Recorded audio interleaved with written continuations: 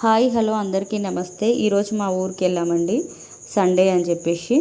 Summer కదా, అందరి పిల్లలకి ఇంటి దగ్గర ఉండేసరికి హ్యాపీగా స్విమ్ చేస్తా అని చెప్పి కెనాల్ దగ్గరికి వెళ్ళారు. మాకు కెనాల్ దగ్గరే. మా బాబు కూడా స్విమ్మింగ్ నేర్చుకుంటా, అందరు వెళ్తారు కదా మమ్మీ నేను కూడా వెళ్తా అని చెప్తే సరే అని పంపించేసిన. వాళ్ళ మామ బావలు అన్నయ్యతోటి కలిసి వెళ్ళిండు వాడు స్విమ్మింగ్ నేర్చుకుంటా అని. వాటర్ ఎక్కువ ఉండేయండి. మా బాబుకి ఇక్కడ వరకు చెస్ట్ వరకు వస్తాయి, ఏం మునగడు. హ్యాపీగా మంచిగా ఫస్ట్ టైం ఈత నేర్చుకునే చిన్నపిల్లలు అయితే నేర్చుకోవచ్చు ఈ కెనాల్లో. వాటర్ చూడండి ఎంత ఫ్రెష్గా ఎంత బాగున్నాయో, ఫుల్ వాటర్ వస్తాయండి. ఇంకా సమ్మర్ స్టార్ట్ అయితే వాటర్ తగ్గిపోతాయి, చూడాలి ఉంటాయో ఉండయో. వాడు ఇదే ఫస్ట్ టైం స్విమ్మింగ్ నేర్చుకోవడానికి వెళ్ళడం. ఒకసారి టైర్ లేకుండా దునుకుతూ ఉంటాడు, టైర్ పెట్టుకొని స్విమ్ చేస్తూ ఉంటాడు. వాడికి స్విమ్మింగ్ కంటే ఎక్కువ మంచి వాటర్ని చూసేసరికి ఎగ్జైట్మెంట్ అనిపిస్తుంది.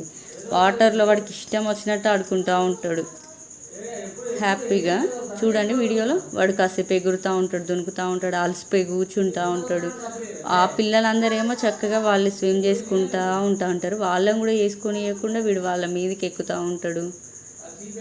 అవి చూడండి వాడు అల్లరి మంచిగా ఆడుకుంటాడు వాటర్లో అయితే హ్యాపీగా. వాడికి ఎంజాయ్ చేసిండి ఈరోజు అంతా వాటర్లో ఆడి. ఒక 1-2 అవర్స్ ఆడారు అనుకోండి వాటర్లో హ్యాపీగా.